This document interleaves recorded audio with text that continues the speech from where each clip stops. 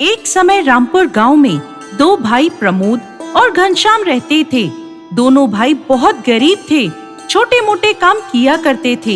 एक समय जब दशहरे का त्योहार पास आया, तब दोनों भाइयों ने गांव में लगने वाले दशहरे के मेले के लिए रावण बनाने का काम शुरू किया। प्रमोद थोड़ी ईर्ष्यालु प्रवृत्ति का था, तो वहीं घनश्याम सीधा साधा था।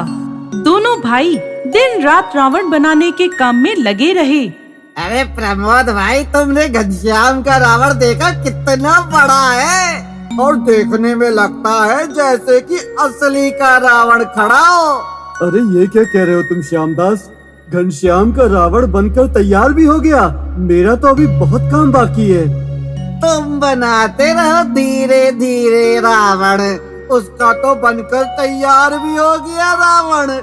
लगता है इस बार मेले में घनश्याम का ही रावण जलेगा और तुम्हारा तो यहाँ घर के आंगन में ही खड़ा रह जाएगा। अरे नहीं नहीं, लेकिन इतनी जल्दी घनश्याम ने रावण बनाकर तैयारी कर दिया, ऐसा कैसे हो सकता है? अब ये तो तुम ही देख लो, मैं तो चला। पड़ोसी की बात सुनकर प्रमोद के मन में ईर्ष्या उत्पन्न हुई। वो सोचने लगता है, जाकर देखता हूँ कि इस घनश्याम ने कैसा रावण बनाया है।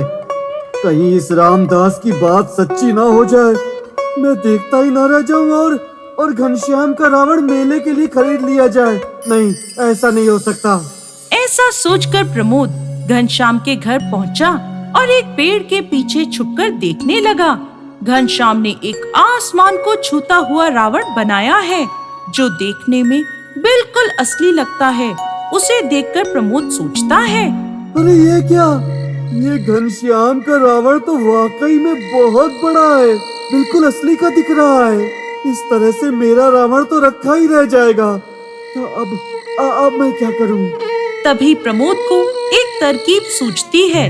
प्रमोद अपने घर से एक रॉकेट लेकर आता है और एक बोतल में रखकर घनश्याम के रावण की तरफ उस रॉकेट को चला देता है। वो सोचता है कि ऐसा करने से घनश्याम का रावण उसके घर के आंगन में खड़ा खड़ा ही जल जाएगा। अब वो भागकर अपने घर में जाकर चादर ओढ़कर लेट जाता है। तभी अचानक बाहर से शोर की आवाज आती है। घनश्याम के रावण में आग लग जाती है। प्रमोद ये नहीं जानता था कि घनश्याम ने अपने रावण में पटाखे भी लगा रखे हैं। तभी घनश्याम के रावण में से एक रॉकेट निकलकर प्रमोद के घर के आंगन में आकर गिरता है, जहां प्रमोद के बनाए हुए रावण में भी आग लग जाती है और साथ ही साथ उसका घर भी जलने लगता है। गांव वाले जोर जोर से प्रमोद को आवाजें लगाते हैं। तब प्रमोद जल्दी से उठता है तो देखता है कि उसके घर में चारों तरफ आग लगी हुई है। उसे बाहर आने का कोई रास्ता नहीं दिखता। इतने में उसका भाई घनश्याम दौड़ा दौड़ा उसके घर में आता है और जल्दी से उसका हाथ पकड़कर उसे आग से बचाकर बाहर ले आता है। अरे भैया, तुम ठीक तो हो ना? कहीं तुम्हारे चोट तो नहीं आई? नहीं भाई, मैं बिल्कुल ठीक हूँ, मुझे कोई चोट नहीं लगी। लेकिन ये क्या? मेरे घर में आग कैसे लग गई? अरे प्रमोद, घर की आग को छोड़ो, तुम तो यह देखो कि तुम्हारी जान बच गई। घनश्याम ने समय पर आकर अपनी जान पर खेलकर तुम्हारी जान बचाई है। भैया ये सब मेरी गलती से हुआ है। पता नहीं कैसे मेरे रावण में आग लग गई और देखते ही देखते वो आग आपके घर तक पहुंच गई भैया, और सारा सामान जल गया। भैया मुझे माफ कर दो, भैया मुझे माफ कर दो, ये सब मेरी गलती है भैया। घनश्याम की बात सुनकर प्रमोद को अपनी भूल का एहसास हुआ। उसने हाथ जोड़कर प्रमोद से माफी मांगी और उसे सारी बात बता दी और कहने लगा, नहीं घनश्याम भाई, इसमें तुम्हारी कोई गलती नहीं है।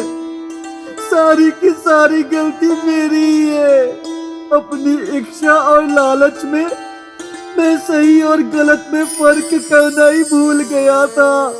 मैंने तुम्हारा घर जलाना चाहा और उल्टा मेरा ही घर जल गया।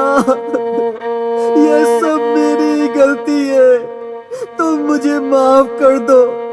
मेरी वजह से तुम्हारा भी बहुत नुकसान हुआ है। ये सब तो ठीक है, लेकिन ये तो बताओ, अब इस साल मेले में रावण कैसे जलेगा?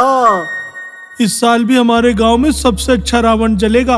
अभी दशहरे के 2 दिन बाकी हैं और मेरे पास रावण बनाने का सामान भी बचा हुआ है। उस सामान से मैं और प्रमोद भैया मिलकर 2 दिन में शानदार रावण तैयार कर देंगे। ऐसा कहकर प्रमोद और घनश्याम दोनों ने मिलकर 2 दिन में एक शानदार रावण तैयार कर दिया और रामपुर के गांव वालों ने हमेशा की तरह एक बड़े रावण को जलाकर बुराई पर अच्छाई का प्रतीक दशहरे का त्योहार मनाया।